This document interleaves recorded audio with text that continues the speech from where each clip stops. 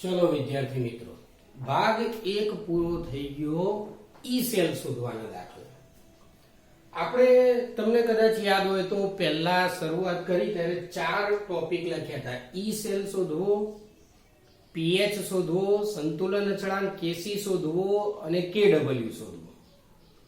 એમાંથી તમારી બુકમાં પીએચ ના દાખલા કેવું નથી, કેડબલ્યુ પણ નથી, કેસી पहला सूत्र कदाच आ तो परीक्षा में पूछी काढ़े कि नर्नस्ट समीकरण उपरथी केसी कई रीते लखाय तो ये जोईए।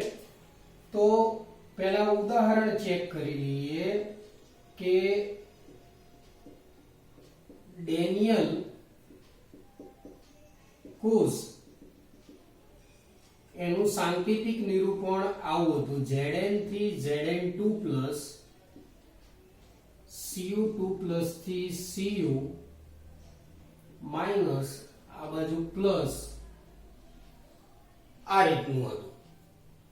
हवे तमने मित्रों याद होय तो याद करो बरोबर के पहली बार ज्यारे आ कोर्स चलाया तो बे पात्रो दोर्या था आपणे। एक पात्र में एवुं हतुं के झिंकनी Zn2 प्लस नी सांद्रता धीमे धीमे वधती जाए के कोष प्रक्रिया शुरू थाय तो Zn2 प्लस नी सांद्रता वधे, Cu2 प्लस नी सांद्रता घटे। एम करता करता धीमे धीमे आ प्रक्रिया जेम जेम पेलानी વધતી જાય અને ઘટતી જાય એમ કરતા કરતા એક સમય એવો આવે કે ઈ સેલ આનું મૂલ્ય થઈ જાય 0.0 વોલ્ટ। ઈ સેલ નો E0 સેલ નહીં, E0 સેલ તો બદલાશે જ નહીં। હવે પ્રશ્ન વાંચો, નર્નસ્ટ સમીકરણ પરથી સંતુલન અચળાંકની તારવણી। तो आमा नर्नस्ट समीकरण में पहला फरीथी आपणे एनोड लखी दीए तो Zn2 प्लस 2 इलेक्ट्रॉन, कैथोड ऊपर Cu2 plus 2 electron, Cu electron electron उड़ाड़ी दो, Zn Cu2 प्लस तो शू आवशे Zn2 प्लस थी Cu। तो आ समीकरण थी ई सेल जर नर्नस्ट समीकरण नु लखीए तो ई सेल बराबर E0 सेल આપણે આમ તો હમણાં જ દાખલામાં શીખવાડ્યું હતું 0.059 પણ બુકમાં આપ્યું એ મુજબ થોડું આગળ વધીએ તો 2.303 RT/nf આ રીતનું હોય। log log માં જમણી બાજુ સાંદ્રતા કોની આવશે Zn2 પ્લસ ની તો Zn2 પ્લસ, ડાબી બાજુ કોની આવશે Cu2 પ્લસ। તો આ થઈ ગયું। હવે મિત્રો અહીંયા ગમે તે આપ્યું હોય Zn2 પ્લસ અથવા Ag પ્લસ નો સ્ક્વેર ઢીકણું પૂછડું log ની આ બાજુ જેટલો ભાગ છે એટલા ભાગને ભલે સ્ક્વેર હોય ઘન હોય ना होय गम्मे होय ए आखू डामचिया बराबर केसी लखी देवानो ज्या केसी बराबर संतुलन अचळांक। हवे प्रश्न અહીંથી થોડો આ બાજુ ડાયવર્ટ કરીએ। જ્યારે જ્યારે આ E0 સેલ E સેલ 0 થાય એ ક્યારે થાય તો હમણાં કીધું હતું Zn2 प्लस ની सांद्रता વધે વધે વધે વધતી જ જાય, Cu2 प्लस ની सांद्रता ધીમે ધીમે ધીમે ધીમે ધીમે ઘટતી જાય। એક સમય એવો આવે કે सांद्रताમાં સંતુલન સ્થપાઈ જાય, ના પેલો વધે ના ઘટે, બસ એટલું થઈ ગયું એ થઈ ગયું। એ વખતે E0 E સેલ 0 આવશે, E સેલ 0 આવે એટલે સંતુલન સ્થપાય અને સંતુલન સ્થપાય એટલે આ Kc એનો સંતુલન અચળાંક આવે जे log ની આ બાજુ લખવામાં આવે।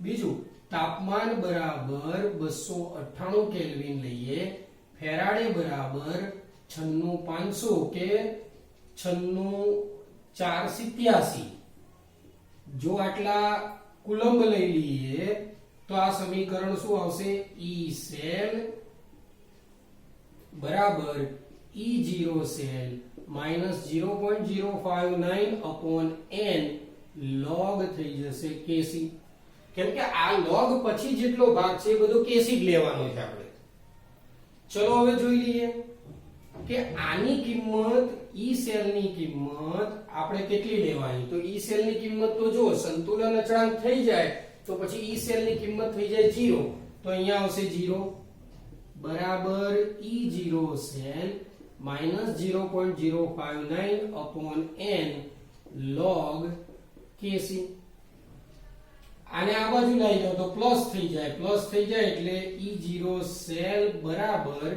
0.059 અપોન n log kc આ તમારે સંતુલન અચળાંક શોધવાનું સૂત્ર થઈ જાય તો આટલી બાબત કદાચ પ્રશ્ન તરીકે પૂછાય તો આટલી બાબત લખવી અને 1001% પ્રશ્ન તરીકે નહીં જ પૂછાય એટલે તમારે બહુ એની કઈ ચિંતા કરવાની જરૂર છે નહીં પણ આ તો પ્રશ્ન તરીકે પૂછાય તો આવું કંઈક વર્ણન કરવાનું હવે તમારા માટે આ ભાગ શું થઈ ગયો આટલો ભાગ થઈ ગયો દામાખા એટલે દાખલા માટે ખાસ તો તમારે એ દામાખાનો ઉપયોગ કરવાનો કદાચ કેસી શોધવાનું પૂછાય તો આના પછી એક દાખલો આના ઉપરથી લઈ લઈએ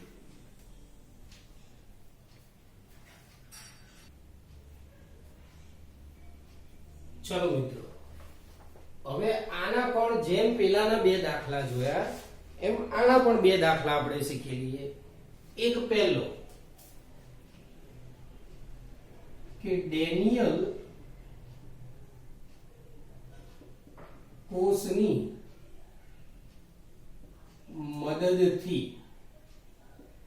સંતુલન અચળાંક કેસી અને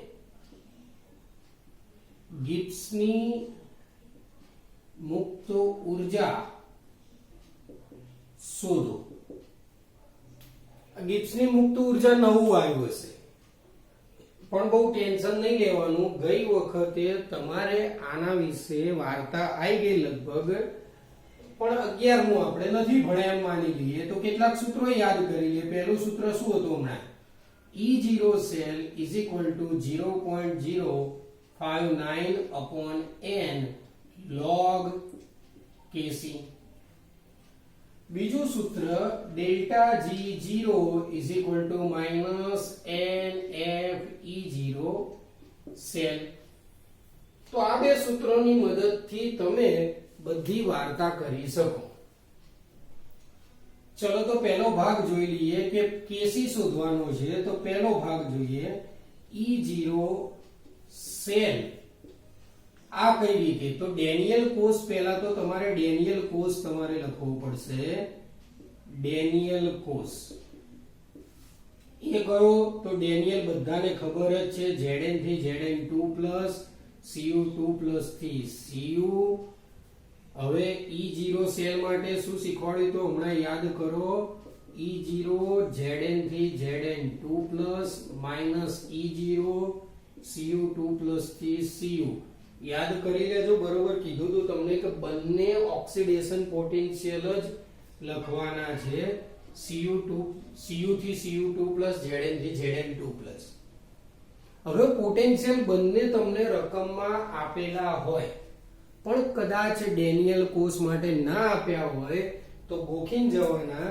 આના છે લગભગ 0.76 માઈનસ આનો oxidation potential minus 0.34 0.76 minus minus plus 0.34 1.10 volt હવે મિત્રો એવું કઈ જરૂરી નહીં કે આ ગણતરી કરવી જ તમને ડેનિયલ કોષનો E0 સેલ સીધો ગોખી માર્યો હોય કે 1.10 વોલ્ટ થાય તો આ ગણતરી બતાવવાની જરૂર નહીં ચલો હવે E0 સેલ બરાબર 0.059 upon n log kc log kc મૂકીએ અહીંયા તો આ બાજુ જતું રહેશે E0 સેલ ગુણ્યા n ભાગ્યા 0.059 E0 સેલ ની કિંમત આવી 1.1 n બરાબર 2 થાય 0.059 લઈ લો તો log kc બરાબર આનો ગુણાકાર કરો લગભગ 37 પોઈન્ટ સમથિંગ આવશે 37.288 હવે kc લખવો હોય તો શું કરવાનું તો kc બરાબર જો આનો એન્ટીલોગ તમે શોધવા જશો તો કેલ્સી માં નહીં આવે એટલે તમારે આનો એન્ટીલોગ પોઈન્ટ પછી શોધવાનો 0.288 નો એન્ટીલોગ શોધો 0.288 નો એન્ટીલોગ માટે પહેલા દબાવો 0.288 ભાગ્યા 3558 પ્લસ 1 હવે કશું દબાવતા નહીં બરોબર સાંભળી લેજો ગુણ્યા અને બરાબરની નિશાની વારાફરતી 13 વાર દબાવો ગુણ્યા બરાબર ગુણ્યા બરાબર ગુણ્યા બરાબર એવું 13 વાર દબાવો તો તમને જવાબ આવશે 1 પોઈન્ટ સમથિંગ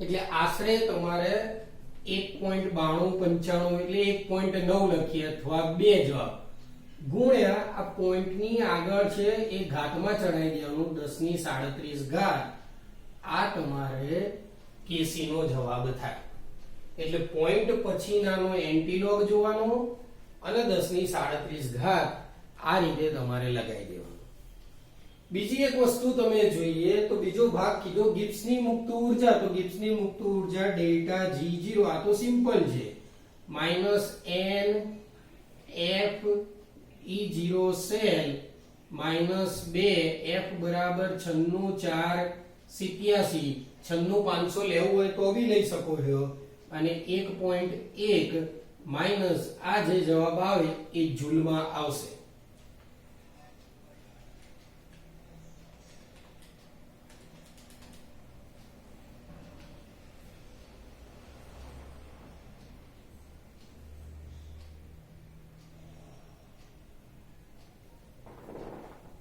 चलो 21 22 71.4 જેવો કંઈક જવાબ આવે 96500 લેવું હોય તો પણ તમે લઈ શકો છો તો આ જવાબ જૂલમાં આવે તો આ તમારે ડેનિયલ કોષની મદદથી કેસીબી શોધાઈ ગયો અને ડેલ્ટા G0 પણ આવી ગયા આને બી લખી નાખો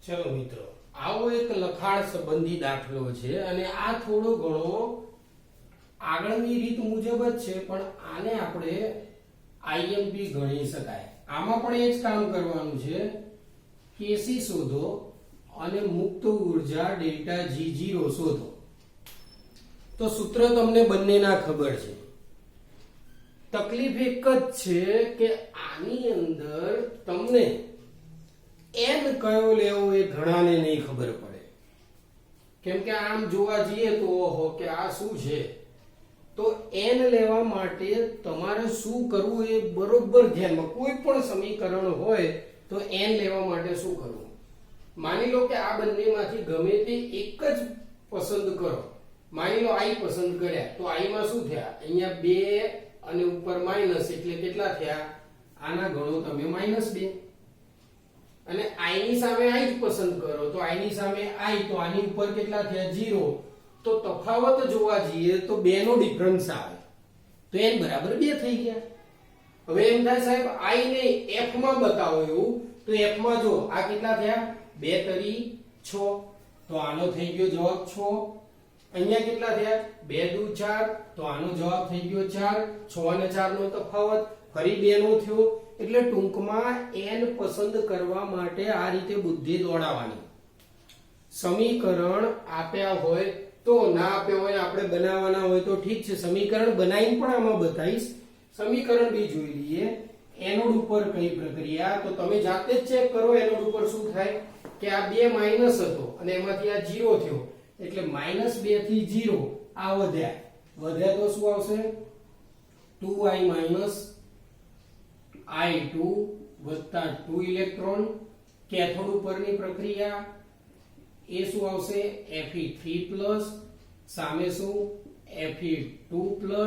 હવે થોડું મગજ દોડાવો તમે, 3+ થી 2+ ઇલેક્ટ્રોનનો ફેરફાર એક જ થાય, પણ અહીંયા કેટલા છે 2, તો અહીંયા શું કરવું પડશે 2, અહીંયા 2, અહીંયા 2, આનો 2 ઇલેક્ટ્રોન ઉડાડી દેશો એટલે અહીંયા ટોટલ સમીકરણ જે તમારે રકમમાં મેઈન સમીકરણ આપ્યું હતું એ બની જશે. તો આ લખવું હોય તો લખવાનું, નહીતર કઈ નહીં. હવે યાદ કરી લઈએ Kc નું સૂત્ર શું થાય. log Kc બરાબર, હવે ડાયરેક્ટ સૂત્ર આવડવું જોઈએ. સૂત્ર શું હતું બોલો, E0 સેલ ગુણ્યા n અપોન 0.059 0.236 n બરાબર 2 0.059 આનો ભાગાકાર ગુણાકાર કરી નાખો કેટલો આવે.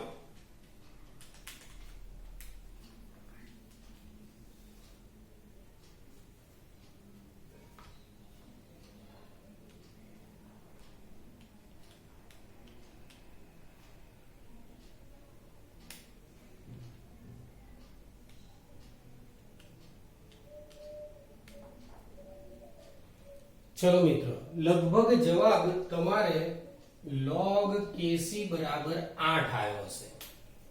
કોકને 7.99 આવ્યો કે ગમે તે 8 આવ્યો તો આ તો બહુ સિમ્પલ થઈ ગયું.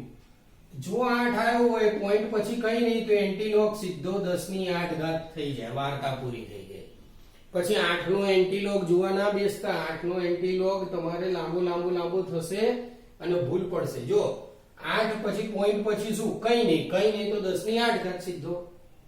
બીજું હવે શું શોધવાનું રહ્યું, હવે મુક્ત ઊર્જા ડેલ્ટા G0 = -n ગુણ્યા F ગુણ્યા E0 સેલ -2. હવે આપણે આમાં 96500 નો ઉપયોગ કરીએ અને 0.236 આનો જે જવાબ આવે એટલા જૂલ.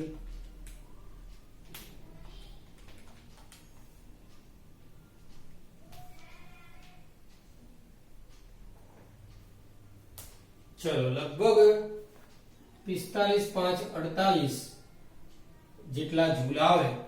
તો આ તમારે થઈ ગયા Kc શોધવાના દાખલાની રીતો, અને જોડે ડેલ્ટા G પણ શોધી કાઢ્યો. હવે મિત્રો એક બીજું યાદ રાખજો, આમાં બહુ જ અગત્યની વસ્તુ તમને કહેવાની રહી ગઈ કે કદાચ કેટલીક વખત આ ડેલ્ટા G શોધવામાં તમને ભલે સમીકરણ ગમે આપ્યું હોય, આપણને ખબર પડી ગઈ n બરાબર 2 છે, પણ રકમ બરોબર વાંચવાની. કેટલીક વખત અંદર રકમમાં લખ્યું હશે કે 2 ફેરાડે, 1.61 ફેરાડે, 3.22 ફેરાડે. જો આવું કંઈક લખ્યું હોય રકમમાં તો આ n આપણે જે સમીકરણ ઉપરથી મૂક્યા હતા એ નહીં મૂકવાના. માની લો કે આ જ દાખલો છે, પણ દાખલામાં એમ લખ્યું છે કે ભાઈ 1.61 ફેરાડે, તો n બરાબર તમારે 1.61 ફેરાડે લઈ અને દાખલો ગણવાનો રહેશે. એવું પણ ભાગ્યે જ ક્યાંક હશે, બાકી આ નહીં હોય. તો આ રીતના દાખલા પૂછાય તો આ Fe વાળો જ પૂછાશે. આની આગળ બી તમને કીધું હતું કે પૂછાય તો કયો પૂછાય, તો પેલો Br માઈનસ વાળો દાખલો પૂછાશે.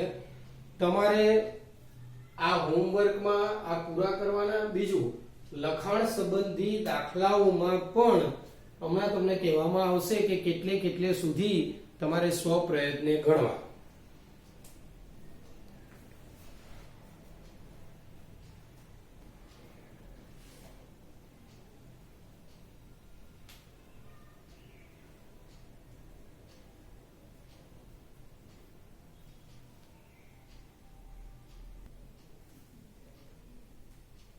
ચાલો મિત્રો,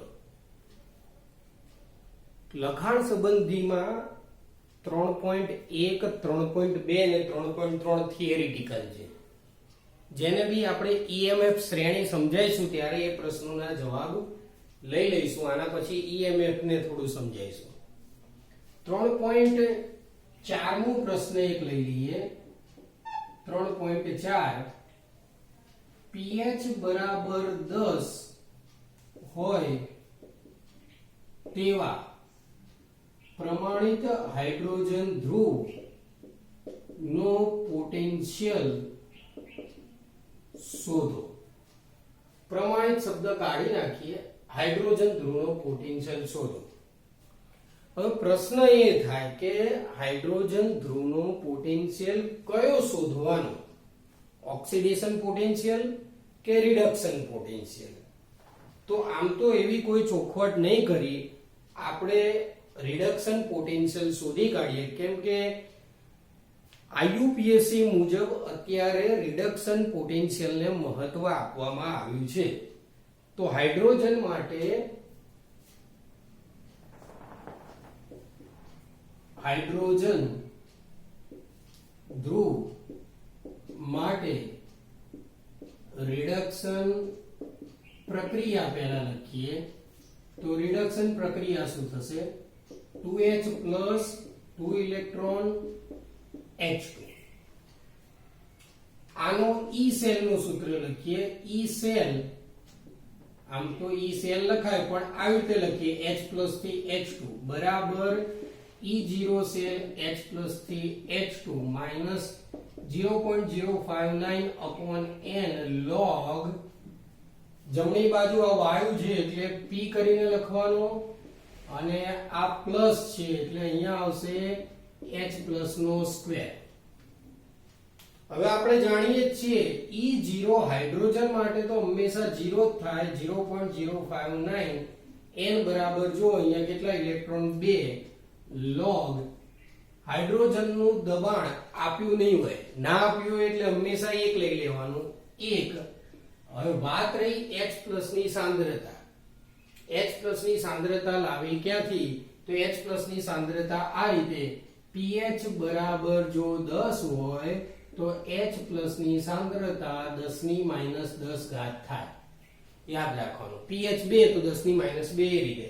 તો અહીંયા શું આવશે? 10 ની માઈનસ 10 ઘાત અને એનો પાછો સ્ક્વેર. ચલો તો અહીંયા 0.059 માઈનસ 0.059 અપોન 2 log આ 10 ની માઈનસ કેટલી ઘાત થઈ જશે? 20 થશે. ઉપર લખીએ તો એ 10 ની કેટલી થશે? પ્લસ 20. પ્લસ 20 વાળો ભાગ આગળ લાવી દો. આને લખી દો 0.0, આ શું થશે? 59 ભાગ્યા 2 ગુણ્યા ઘાત અહીંયા આવતી રહે અને ગુણ્યા શું આવશે? અહીંયા નીચે 1 લખી દઈએ. log શું આવશે? 10. અહીંયા આવી જશે 10. હવે log 10 ની કિંમત ઓલરેડી 1 જ થાય એટલે ના લખો તો ચાલે. તો આનો ગુણાકાર શું આવશે? માઈનસ 0.59 વોલ્ટ 10 વડે ગુણો એટલે. તો આ થઈ દાખલાની રીત થઈ. કદાચ MCQ માં પૂછાય. આની જગ્યાએ તમે અહીંયા આપણે રિડક્શન પ્રક્રિયા માટે લખ્યું, આની જગ્યાએ તમે ઓક્સિડેશન પ્રક્રિયા માટે આની આ જ વસ્તુ કરો તો તમારે શું થાય? તો આ જવાબ માઈનસ ના બદલે પ્લસ માં આવે, બીજું કઈ ના થાય. અહીંયા ઊંધું થઈ જાય એટલે આ ઉપર જતું રહે તો અહીંયા માઈનસ ઘાત છે એ આગળ આવતી રહે તો માઈનસ માઈનસ પ્લસ માં જવાબ આવે. બીજું શોર્ટકટ રીત આપણને આવડવી જોઈએ આવા દાખલામાં. જો શું થાય? રિડક્શન પોટેન્શિયલ પૂછે તમારે તો જવાબમાં આવશે મોટે ભાગે 99% માઈનસ 0.59 ગુણ્યા 0.059 માઈનસ 0.059 ગુણ્યા pH જે આપ્યું હોય એ કરી દો, એ જ જવાબ આવે. અને ઓક્સિડેશન પોટેન્શિયલ પૂછ્યો હોય તમને તો 0.059 ગુણ્યા pH આવી જશે. તો બહુ જ સિમ્પલ વસ્તુ છે કે તમે આખો દાખલો ગણો કે આટલું કરો તોય થઈ જાય. જો આમાં શું આવશે 0.059 ગુણ્યા pH કેટલી હતી 10, તો એ જ જવાબ આવવાનો છે. તો વિચાર કરો કે કદાચ તમને એમસીક્યુ માં કે એમાં પૂછી કાઢે તો તમારે ધ્યાન શું રાખવાનું છે કે રિડક્શન પોટેન્શિયલ આપેલો હોય તો જવાબ માઈનસ માં આવે, ઓક્સિડેશન પોટેન્શિયલ હશે તો જવાબ પ્લસ માં આવશે. અને બીજી વસ્તુ મિત્રો ખાસ, કદાચ ઓપ્શનની અંદર પ્લસ માઈનસ ના આપ્યું હોય, માની લો કે જવાબ આવ્યો 0.59 આ એક જ છે ચાર ઓપ્શનમાં એમસીક્યુ પૂછાયો અને પ્લસ માઈનસ પ્લસ ના આપ્યું હોય તો આપણે તો આ જવાબને પકડી રાખવાનો. તો આ થઈ ગઈ શોર્ટકટ રીત. અને pH બરાબર 10 હોય તો શું કર, તમે વિચાર કરો pH 10 ની જગ્યાએ pH 3 કરી નાખીએ તો શું કરવાનું 0.059 ગુણ્યા કેટલા કરી દેવાના 3. તો આ રીતે હાઇડ્રોજન ધ્રુવનું પોટેન્શિયલ થઈ જાય. ઘણીવાર ઘણા મિત્રો પાછા થોડા એડવાન્સ થઈ જાય, સાહેબ pH ના બદલે POH આપ્યું હોય તો સિમ્પલ છે. POH આપ્યું હોય તો શું કરશો એને બી જોઈ લઈએ.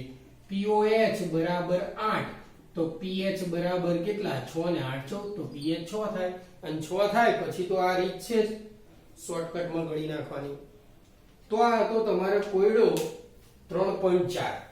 3.5 લખાણ સંબંધી છે એ સ્વપ્રયત્ન ગણવાનો છે. 3.6 લખાણ સંબંધી છે એ મેં તમને ગણાયા છે. તો તમારે જેટલી વસ્તુ જે રીત પૂરી થાય એ રીત તમારે બરોબર યાદ કરી લેવાની અને જોઈ લેવાના. કેમ કે દાખલા મોસ્ટ છે. દાખલા ચેપ્ટર 2, ચેપ્ટર 3, ચેપ્ટર 4 આના દાખલા બરોબર તમને આવડી જવા જોઈએ. હું તો કહું 1 થી 5 ચેપ્ટર જેને પાક્કા આવડી જશે ને એ 1000% પાસ થઈ જ જશે.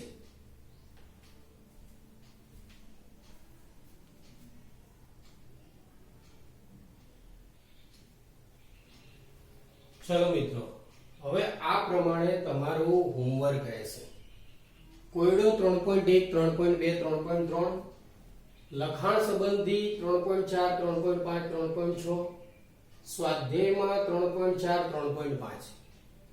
આમાં કેટલાક દાખલાઓ આપણે ગણાયેલા હશે તો પણ એ બધા આ રીતે ગણવાના, પ્લસ ગણાવેલા દાખલા તમારે 2 વાર ગણવાના. તો આ રીતે હોમવર્ક સાથે તમારે પૂરું કરવું. તો ચેપ્ટર ધીમે ધીમે આગળ વધતું રહેશે. તમારે જોડે જોડે ગણતા રહેવાનું, નહીતર નહીં આવડે. જે પણ તકલીફ હોય એ WhatsApp કે કોલ કરી અને પૂછી લેવું.